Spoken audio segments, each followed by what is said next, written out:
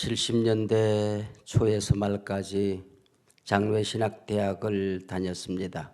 신대원 1학년 과정을 마치고 대학원을 편입해서 대학원을 마치고 공군 장교로 대전에 가서 근무를 했습니다. 근무를 마치고 올라와서 남은 신대원 과정을 해야 되는데 대전에서 섬기던 목사님께서 서울에 가면 꼭 내가 소개하는 교회에 가야 된다. 그러면서 충신교회라고 하는 곳을 가거라. 그래서 제가 충신교회에 왔습니다. 와서 그때가 83년쯤 되지 않았을까 하는 생각. 83년도에 와서 소년부를 먼저 섬겼습니다. 강동우 장로님과 또 안교성 교수가 청년 때 청무를 했습니다. 그리고 원거리를 담당했는데 석강 집사님이라고 계셨어요. 지금 장로님 되시는지 모르겠습니다만은 석강 집사님이 계시고 김용태 선생, 김영진 선생 이런 분들이 청무로 맡아서 섬겼습니다. 그 후에 대학부 청년부를 맡아서 섬기다가 저는 교육 전도사 하다가 담임이 되었어요. 전임도 안 해봤고 또 부교육자도 못 해봤습니다. 그리고 같은 노회에 있는 망원제일교회의 담임으로 부임을 했습니다. 제가 부임을 할 때에 박정선 목사님이 축복기도를 하시고 제게 부록의 나이가 되기 전에 마혼의 나이가 되기 전에 평생 섬길 교회를 찾으라 그러시더라고요. 그래서 망원제일교회 섬기는 가운데에 어느덧 제가 33살에 망원제일교회에 갔는데 부록의 나이, 마혼이 가까워 오더라고요. 그래서 목사님 생각이 나서 어떻게 할까 평생 섬길 교회가 어딜까 그러다가 맨손으로 교인 한 명도 없이 또 예배드릴 공간도 없이 돈 1원도 없이 안방에서 개척교회를 했습니다. 그래서 우리는 쓰리맨 교회라고 그래요. 맨자 3개. 맨 땅에 헤딩하다가 이마만 들어오셨습니다만은 그래서 교회를 설립한 지가 지금 한 5년 지나고 있으니까 충신교회를 떠난 지는 40년이 지났습니다. 제가 꽃 같은 나이, 예수님 나이 33살에 이 교회를 떠났는데 할아버지가 되어서 나타났습니다. 그렇게 해서 여러분들 만나 뵈어서 대단히 반갑고요. 저도 한 작년, 재작년에 은퇴를 했어요. 은퇴를 하고 보니까 그 은퇴를 리타이어라고 그래요. 리타이어. 이 리타이어라고 하는 말은 굉장히 재밌는 말이에요. 다시란 말과 타이어, 피곤하다, 걱정이 많다 그런 뜻이에요. 그래서 새로운 걱정이 생기는데 내가 은퇴하고 보니까 후임이 잘해줘야 되거든요. 후임이 잘해주는 것보다도 기쁜 일이 없어요. 영광스러운 일이 없어요. 이게 흔들리면 어떡하지? 연착륙을 해야 될 텐데 하는 생각이 들어요. 그래서 충신교회 이전한 목사님이 오셔서 참 더 든든하게 사랑받는 존경받는 품격 있는 목사님으로 이렇게 잘 성장이 되어서 제가 몇 년 되었습니까? 그랬더니 16년 됐대요. 이제 됐다 안 좋게 나겠다 그랬습니다. 이게 후임이 연착륙을 해주는 거 이거 얼마나 감사한지 모릅니다. 이 리타이어 그게 바로 새로운 근심이 생기더라고요. 두 번째는 리타이어라고 하는 말은 다시 타이어를 바꿔 끼운다 그런 뜻입니다. 지금까지 달리던 교회 사역을 끝내고 이제는 외부 사역, 하나님이 우리에게 주신 비전의 사역을 감당하거든요. 직임은 은퇴가 있지만은 사명에는 은퇴가 없는 겁니다. 그래서 새로운 길을 가는 게 우리 은퇴라고 하는 것입니다. 제가 충신교에 있으면서 박정선 목사님에게 배운 게 참 많습니다. 그래서 그 배운 걸 내가 이루어내리라, 또 더 잘 이루어내리라는 생각을 그 청년 시절에 꿈을 꾸어드렸었죠. 물론 교회를 잘 섬기는 건 중요해요. 근데 제가 여기 있는 동안에 총회장을 하시거든요. 총회장을 하셨는데 총회장 그거 괜찮더라고요. 왜냐하면 우리 총회 1만 교회를 대표해서 한국교회를 섬기는 것이고 한국교회의 대표가 되는 것이니까 비전을 가져야 되겠다. 총회장 꿈을 박정선 목사님으로부터 제가 받았어요. 똑같이 총회장을 했습니다. 그리고 박정선 목사님이 한기총 대표회장을 하셨는데 그 한기총이 지금은 한교총이 됐거든요. 39개 교단, 6만 5천 교회. 우리 교인으로 보면 97%가 소속되어 있는 연합단체입니다.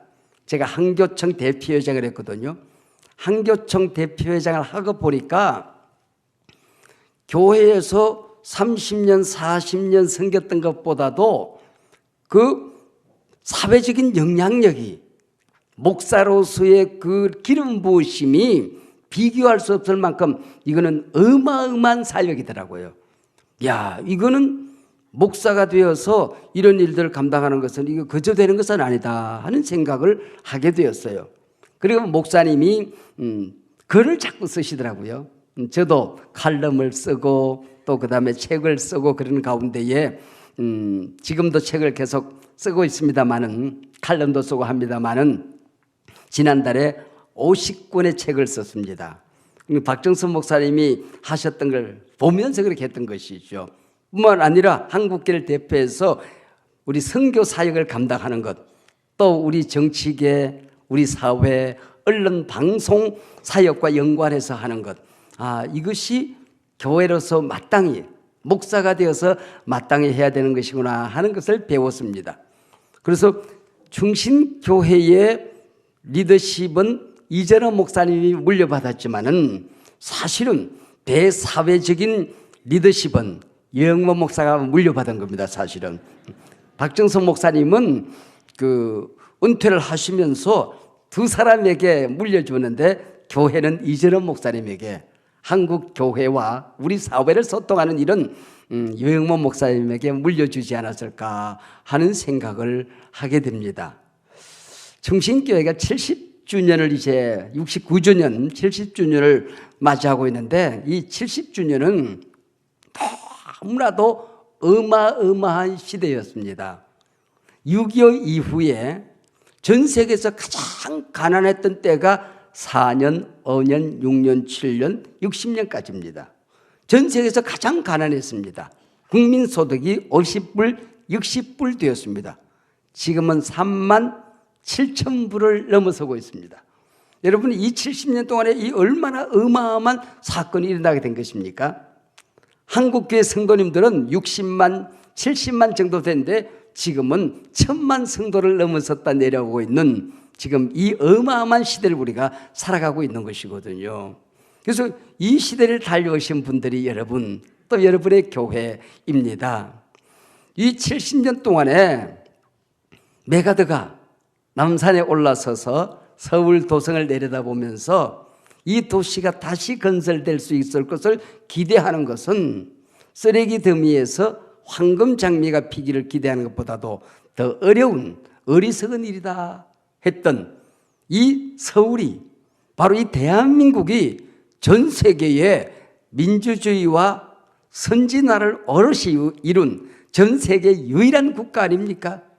바로 이것이 어떻게 가능했냐 그랬을 때에 교회 성장, 교회 부흥과 발맞춰서 우리나라가 성장되었던 것, 여러분이 교회 하나를 세웠다 그렇게 생각하는지 모르지만은 여러분들이 교회를 섬기는 이 어간 동안에 교회가 성장될 때 이 나라도 성장이 되었습니다. 교회가 부흥되어질 때에 우리 산업도 부흥이 되어진 것입니다. 우리는 교회를 섬기고 우리가 잘한 것은 기도 많이 한 거, 부지런히 전도했던 거, 교회를 세운 것밖에 없는데 이 어간에 하나님이 역사하셔서 대한민국이 세계에 우뚝 서는 역사가 일어나게 된 것입니다. 한국에 많은 교회들이 있지만은 교회가 성장되어진다고 하는 것, 이거 기적이거든요. 뿐만 아니라 건강한 성장을 이루고 그 교회 영향력이 우리 한국 사회 속에서 그 빛을 발할 수 있다는 것, 이거는 우리 힘으로 되는 게 아닙니다. 바로 하나님이 함께 하셨다. 그래서 오늘 70년 69전을 맞이하는 여러분의 교회에 하나님께 기도하다가 하나님이 보호하사, 그런 제목으로 오늘 말씀을 증거하게 되었습니다. 저는 시골에서 자랐거든요. 경상남도 거창이라고 하는 곳에서 어린 시절을 보냈는데 거창고등학교에 들어갔어요. 그 창고등학교는 기독교 학교 재단입니다. 성경을 가르치는 선생님이 풀무원을 만들었던 원경선 선생님입니다. 이분이 학교에 와서 성경을 가르치는데 첫 시간에 그런 말씀을 하시는 거예요. 얘들아, 성경은 구약과 신약이라는 것으로 나누어져 있어. 구약이 뭔지 아니? 할머니가 아기 낳았다 그 얘기야. 신약은 뭔지 아니? 처녀가 아기 낳았다는 얘기야. 완경된 할머니가 아기 낳았다. 있을 수 없는 일인데 믿음 안에서 이런 일들이 일어난다는 거야. 처녀가 아기 낳는 거, 이거 있을 수 없는데 우리 하나님의 은혜 안에 이런 것이 일어나는 거야. 너 인생도 마찬가지란다. 이 세상에 죄 짓고 살아가는 사람이 하나님의 자녀가 되는 것, 이걸 신학적으로 뭐라고 그러냐면은 완전 부패, 전적인 타락이라고 하는 거야. 이 전적 타락된 인간이 구원받는 거 불가능한 일인데 어쩌면은 할머니가 아기 낳는 것보다, 처녀가 아기 낳는 것보다 더 어려운 일인데 우리 믿음을 가지면, 하나님을 만나면 이런 일들이 가능해진단다. 너희들이 이 역사를 바꾸는 것, 세상을 뒤집는 것, 이게 가능하겠니? 근데 믿음을 가지게 되면 이런 일들이 가능하단다. 믿음 안에서 평범한 사람들이, 지극히 작은 사람들이 비범한 역사를 이루어내는 것, 우리가 꿈도 꿀 수 없는 엄청난 일들을 이루어내는 것, 이게 믿음이란다. 그런 말씀을 하셨어요. 그리고 그 창고등학교 다닌 동안에 제가 믿음을 얻었거든요. 그 믿음을 얻고 보니까 참 신비한 깨달았는데, 어떤 사람들은 신구약 66권 이게 안 믿어지는 게 있다고 그래요. 근데 나는 청소년 시절에 안 믿으려고 해도 저절로 믿어지는 이상한 믿음의 은사가 온 거예요. 그리고 성경에 기록된 이 기적들이 문자로 기록된 것이 아니고 내 인생 여정 속에서 그대로 이루어진다는 것을 믿게 된 거예요. 그래서 기적을 들어서 많은 사람들이 저한테 그걸 어떻게 믿느냐 그렇게 얘기를 했어요. 제가 읽어보니까 태초에 하나님이 천지를 창조하시더라. 창세기 1장 1절이에요. 마지막에 아멘 주 예수여 어서 오시옵소서, 예수님의 재림입니다. 창조부터 재림까지 이 기적 아닌 게 없는 거예요. 제가 성경을 연구해 보니까 기적이 아닌 장은 딱 두 장 있더라고요. 가르쳐줘요? 성경 앞껍데기 뒷껍데기. 이 두 장 말고는 몽땅 다 기적이에요. 제가 성경을 배우면서 성경을 믿으면 성경에 일어난 그 기적들이 내 안에서 일어난다고 하는 걸 배우고 믿게 된 겁니다. 앞불사 문제가 생겼어요. 성경을 공부하고 성경을 읽어 내려가다가 오늘 본문에 딱 부딪혔거든요. 내가 진실로 진실로 너희에게 이르노니, 신약 성경을 읽어 내려가다가 진실로 진실로 이 말은 아멘 아멘 에골 레고, 헬라에서 그렇게 말하는데 그 다음 말에는 반드시 우리 인간의 이성과 인간의 상식으로 일어날 수 없는 엄청난 말씀이 기록되어 있습니다. 신구약 성경에서 이거 중요해. 이 말씀을 너희들이 평생 기억해야 돼. 그게 진실로 진실로 내가 너희에게 이르노니. 그 다음에 어떤 말씀이 나오는지 아세요? 나를 믿는 자는 내가 했던 일을 그도 할 것이다. 근데 그보다 더 큰 일도 하리라. 다른 거 다 믿겠는데, 제가 학교 다닐 때 국어 공부를 잘했거든요. 제 주제를 잘합니다.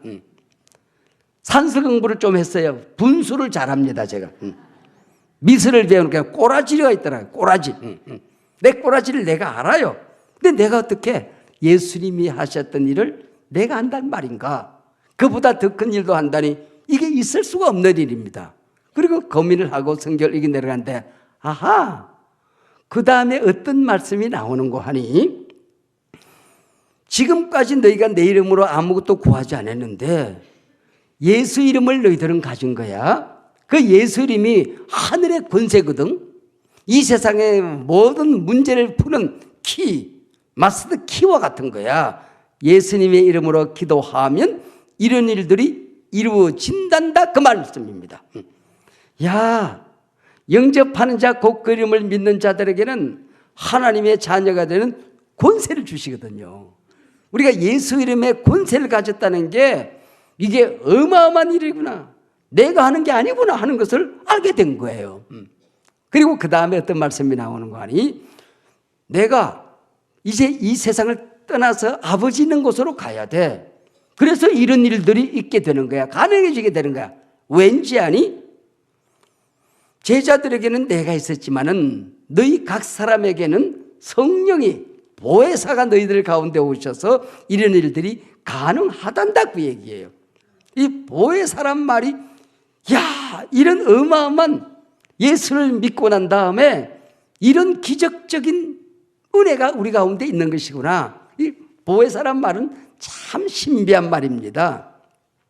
여러분, 보혜사는 우리 교회 와서는 참 쉽게 쓰는데 쉬운 말이 아니에요. 그리고 이 보혜사란 말은 세상에 나가서 들어본 적이 없어요. 연속극 아무리 봐도 보혜사는 안 나와. 신문을 제가 2개, 3개를 읽는데 신문에 보혜사란 말을 본 적이 없어. 소설을 읽어도, 세상에 어떤 과학서적을 읽어도 보혜사란 말은 안 나와. 우리 교회의 용어거든요. 이 교회 용어, 이 보혜사란 말에 엄청난 은혜가 있는 겁니다. 동해물과 백두산이 마르고 닳도록 하나님이 보호하사. 야, 여러분, 우리 애국가가 얼마나 어마어마한 가사인지 아십니까? 세계 어느 나라 국가에 하나님이 보호하사 우리나라 만세, 세계 어떤 국가에도 이런 가사가 없거든요. 이게 뭐냐? 보호하사. 저는 오랫동안 지금 70이 다 되도록, 70이 넘어서도록 보호하사라고 하는 말이 보호하사, 이게 고어가 보호하사인 줄 알았어요. 보호하사와 보호하사는 한자 자체가 다르고 뜻이 다르고 의미가 다르고 이것이 가지고 있는 함의가 전혀 다른 말씀입니다. 보호가 뭔고 하니 하나님이 우리를 보호하시는 은혜를 주시는데 자기 백성을 삼은 사람들에게 주시는 초월적인 은혜, 이게 바로 보호라고 하는 것입니다. 이 백성을 당신의 백성 삼으셨어. 이 한민족을 당신의 백성 삼으셔서 세계 어떤 나라에도 주지 않았던 이 초월적인 은혜와 은총을 이 백성에게 내려주시는 게 보우하사입니다.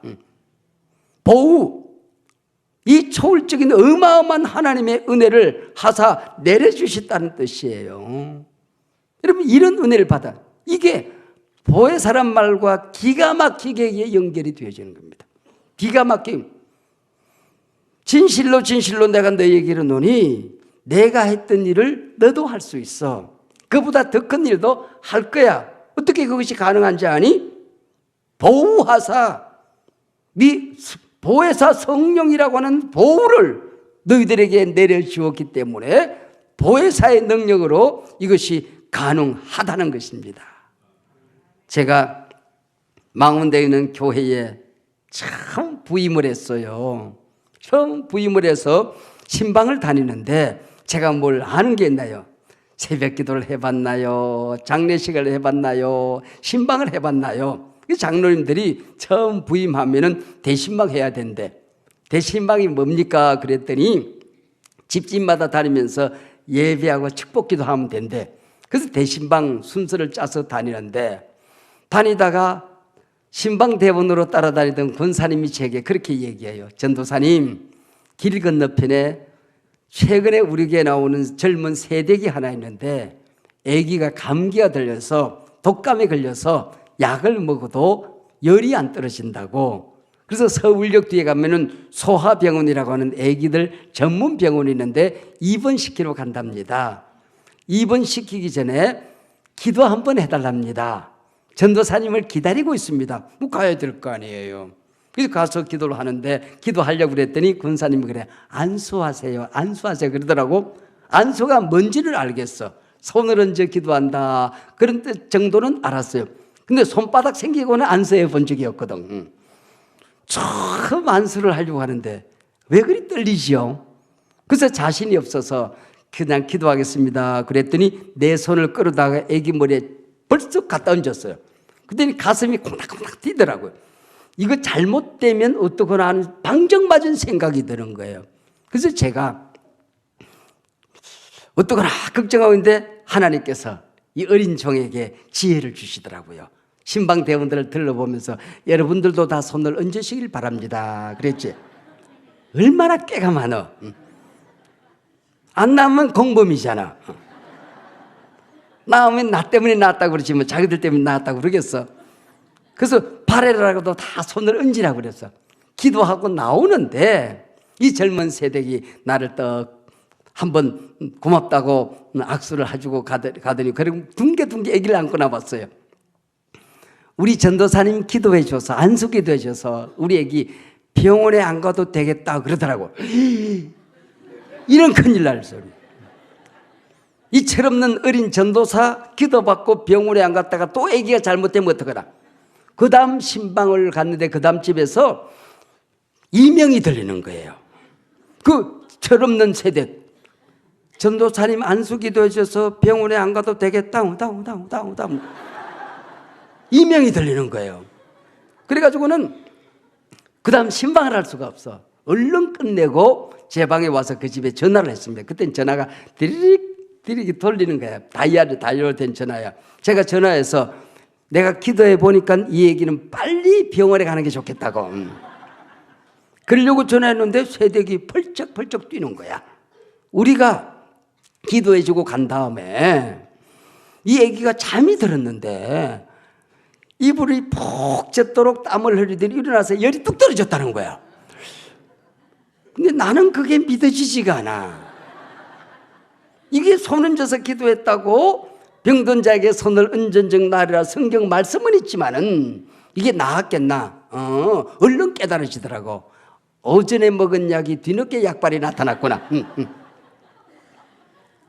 그리고 이런 일들이 내가 가장 철이 없을 때에, 가장 목회 경험이 없을 때에 이런 일들이 일어나기 시작을 해요. 그러면서 어느 날 불가능한 일들이 가능해지는 일들을 경험하면서 하나님이 주셨던 지혜의 말씀이 있어요. 네가 해야 되는 것은 병든 자를 낫게 하는 게 아니야. 사업이 어려워지고 가정이 깨지고 문제가 있고 절망과 좌절에 있어서 살고 싶지 않은 사람을 살려내는 일은 내가 하는 일이지 네가 하는 일이 아니야. 너는 순종만 하면 돼. 너는 기도만 하면 돼. 네가 해야 될 일은 순종하는 일이고 기도하고 믿는 일이지. 병든 자를 낫게 할 것인가 맑게 할 것인가, 금방 낫게 할 것인가, 더 기도하게 할 것인가, 그리고 아픈 대로 더 두어서 이 사람을 변화시킬 것인가. 그럼 내가 알아서 하는 일이지 네가 할 일이 아니라고 하는 것입니다. 아하, 예수 이름으로 기도한다는 것, 보혜사가 우리를 도와줘서 우리가 신앙생활을 한다는 것, 이런 어마어마한 능력이 있는 것이구나 하는 것을 깨닫게 되는 것입니다. 저는 어린 나이에 우리 아버지가 해병대 창설 멤버입니다. 인천 상륙작전에 출전하셨어요. 적탄에 맞아서 병원에만 계시다가 내가 태어나고 제가 6.25가 끝나기 직전에 제가 태어났어요. 제가 태어나고 난 다음에 보름 만에 6.25가 끝났어요. 내가 안 태어났으면 어쩔 뻔했어요, 여러분. 아니, 내가 태어나니까 6.25가 끝나버리더라고요. 그리고 아버지는 제 어린 나이에 돌아가셨거든요. 그리고 제가 70년 이상을 살아온 겁니다. 지난날 돌이켜보니까 하나님이 보호하사 이 말이 얼마나 엄청난 말씀인가를 깨달아요. 너 한 번 더 살아볼래? 그럼 살아볼 자신이 없어요. 그 순간순간에 있었던 제가 살아왔던 여정을 돌아보고 그때는 재미있었는데, 그때는 몰랐는데 지금 생각하니까 지금 기절을 하게 돼요. 정신 차려자. 이러다 기절하겠다. 한 번 더 살아볼래? 그럼 자신이 없어요. 그런데 그 순간 어려웠냐? 어렵지 않았어요. 힘들었느냐? 힘들지 않았어요. 불가능했냐? 불가능하지 않았어요. 짓지 않는 집에서 살았고 심지 않은 나무에서 열매를 거두었고 내가 뿌리지 않은 곳에서 열매를 거두면서 살았던 지난 70년, 이게 하나님의 은혜였구나. 지나온 모든 세월들 돌아보아도 그 누구 하나 주의 손길 안 미친 것 전혀 없네. 이 신앙 고백 아닙니까? 여러분, 지난 70년 동안 충신교회가 이렇게 성장이 되어진 것, 또 리더십이, 한국교회 리더십 때문에 무너지는 교회들이 얼마나 많이 있습니까? 후임이 들어왔지만은 교회가 풍비박산이 됩니다. 한 번, 두 번 깨어지는 것이 아니고 그냥 흔적 없이 사라지는 교회들이 부직 있습니다. 근데 충신교회가 성장이 되어진 것, 건강하게 성장이 되어지는 것, 또 박 목사님의 은퇴 이후에 더 존경받는 목사님으로 우리 사회에서 귀한 역할을 감당하시면서 건강하게 살아계시는 것, 또 후임 이재론 목사님이 품격 있는 품성으로 이 교회를 안정되게 잘 승계하고 이어져 가는 것, 이게 그저 되는 게 아니에요. 하나님의 은혜인 줄로 믿습니다. 하나님이 보호하사 충신교회 만세. 이게 보혜사 성령님이 우리와 함께하고 지켜주셨기 때문에 일들이 가능해졌다 그런 얘기죠. 이게 감사가 아니고 무엇이겠습니까? 보호하사란 말을, 보혜사가 함께한다는 말을 저는 어린 나이에 참 실감을 했습니다. 저는 어린 나이에 아버지가 안 계시고 어머니랑 같이 시골 동네에서 살아가는데 사람이 없으니까, 우린 넘밭이 없으니까 사과밭도 없고 복숭아밭도 없고 참외밭도 수박밭도 없어요. 근데 저는 어릴 때 개구장이라서 저는 낮에는 참외밭이 주인 거지만 밤에는 내 거예요. 수박, 우리 집에 새벽에는 수박이 우리 집에 넘쳤습니다. 다 내 거예요. 내가 따다 놓고 어머니가 물어주면 되는 겁니다. 사과밭 없었지만 그 낮에는 주인 거지만 밤에는 내 거예요.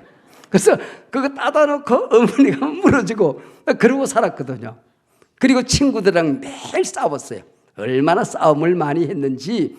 나는 아버지가 안 계셔도, 형님이 없어도 나는 절대로 지지 않는다, 이래가지고는 맨날 싸움하고 돌아다니니까 할머니가 나한테 공갈 협박을 하시더라고. 딱 불란치더니 너 그렇게 말썽 피우면 너희 엄마 이제 시집간다. 너 혼자 두고. 다른 거는 다 괜찮은데 그거는 안 되겠더라고. 그래서 밤잠이 안 오는 거예요. 어머니가 잠들 때까지 나는 잠을 안 자고 호롱불 밑에서 공부를 하는 거예요. 어머니가 이불 속에 들어가면 나도 그때 이불 속에 들어가서 내 허리끈과 어머니 허리끈을 묶어놓고 잠을 자요. 왜? 어머니가 시집갈까 봐서. 얘가 언젠가부터 좀 아이가 행동이 이상하거든. 그래서 알고 봤더니 할머니가 이 아이에게 너 말썽 피우면은 너희 엄마 시집간다고 말했다는 걸 알았어. 그리고 그때부터 나는 수박밭에 안 갔거든. 배가 고파도 참외 안 따먹었거든. 그리고 시간을 지는데 어머니가 가만히 생각해, 얘가 이거 큰일 나겠다 싶었던가 봐. 그러면서 새벽 예배 다녀오시더니 풀어도 놓고 가버리면 되는데 왜 묶어놨는지 모르겠어. 그러면서 내가 깰 때까지 가만히 옆에 앉아 계시더라고. 그리고 머리도 쓰다듬고 등도 문질러주고. 그랬더니 내가 잠을 깨니까 어머니가 나를 꼭 깨안더니 등을 이렇게 쓰다듬어요. 그러면서 어머니 눈에서 흐르는 눈물을 느낄 수가 있어요. 내 뺨으로. 어머니가 하셨던 말씀이 있어요. 엄마, 내 새끼 두고 시집 안 가. 내 새끼 두고 엄마 어디 안 가. 엄마 진짜지? 엄마 진짜지? 어디 안 가지 엄마? 엄마 진짜지? 엄마, 내 새끼 두고 어디 안 가. 내 어릴 때 들었던 이 어머니의 말씀이 평생 내가 어디에 가든지 간에 어머니가 내 곁에 있는 한 내 새끼 두고 어디 안 가. 이게 하나님이셨어요. 보혜사 성령님이셨어요. 나는 하나님을 떠날 때도 있었고 불평 원망할 때도 있었고 넋두리할 때도 있었지만은 하나님은 한 번도 나를 떠난 적이 없으십니다. 그래서 내가 살아왔던 겁니다. 충신교회에 우리가 기도하고 헌신하고 이렇게 건강한 교회가 된 것 같지만은 가만히 생각해 보면 하나님의 은혜였습니다. 하나님이 보호하사 우리나라 만성. 근데 어디 안 가 하는 우리 어머니 어디 가시더라고요. 저 하늘나라 가시더라고요. 어머님이 치매가 왔다 갔다 하는데 제가 밖에 가서 일정을 보고 나면은 어떤 날은 나를 알아보고 어떤 날을 나를 몰라봐요. 아이고 장관님 오셨습니까? 그러기도 하고 또 어떤 데는 또 아이고 장군님이 어쩐 일이십니까? 그러기도 해요. 못 알아보면. 그래서 밖에 있다가 어머니가 내 얼굴 진짜 못 알아보면 어떡하나 싶어서 뛰기 시작합니다. 그래서 엄마가 내 얼굴을 알아보면 엄마 손잡고 기도하고 휠체어에 태워서 어릴 때 내 손잡고 어머니가 마실을 다녔던 것처럼 내가 어머니를 모시고 따뜻하고 양지 바른 곳을 찾아서 어머니와 함께 마을을 왔다 갔다 산책을 시켜드립니다. 그리고 어느 날 예배를 드리는데 저 뒤에 앉아서 예배를 드려요. 우리 교인들이 많이 있고 우리 교인들은 우리 예배당은 하도 길어서 저 끝에 얼굴 잘 안 보여요. 그런데 거기 제일 뒤에 앉았던 우리 어머니가 우리 어머님이 눈이 조그만 하신데 설교 시간만큼은 눈이 왕방울만해집니다. 그리고 설교를 다 들으시더니 설교 끝나고 기도하고 나니까 어머니 안 보여요. 그 사이에 턱 쓰러져서 청년들이 업고 병원으로 달려간 겁니다. 그리고 예배 마치고 달려가서 보니까 어머님이 이제는 마지막 별세하는 시간이 임종 시간이 다가오고 있다는 것을 제가 느낄 수가 있었습니다. 의사들이 격한 치료를 위해서 중환자실로 보낸다고 그러길래 당신은 의사지만 나는 목사입니다. 수많은 사람들의 임종을 내가 시켰습니다. 우리 어머니 오늘 밤 넘기기가 힘드신 분입니다. 어머니 고통스럽게 하지 마세요. 이 특실에서 그냥 치료하세요. 그리고 어머니 곁을 지켜드리는데 요한계시록 21장 22장을 목이 아프도록 읽어드립니다. 내가 읽고 아내가 읽고 손주가 읽고 손녀가 읽고 읽으면서 엄마는 좋겠다. 엄마 여기 가서 산대. 가다가 하늘나라 가는 길 잃어버릴까 봐서 만세반석 열리니 내가 들어갑니다. 하늘 가는 밝은 길이 내 앞에 있으니 엄마 찬송 꼭 기억해. 이 찬송 기억하면 천국 잘 가셔야 돼. 엄마가 기도한 대로 나 잘 살 수 있어. 살아볼게 엄마. 엄마가 축복한 대로 나 목회 열심히 할 거야. 걱정하지 마. 엄마가 좋아하는 예수님 곁으로 가. 그리고 마지막에 어머니랑 할 수 있는 마지막 예식이 세종대인 걸 알고 어머니 발을 식구들이 씻겨드리기 시작했습니다. 엄마 얼마나 힘들었어. 남편도 없이 철없는 자식 데리고 살기가 얼마나 힘겨웠을까. 이발 아프지? 힘들었지?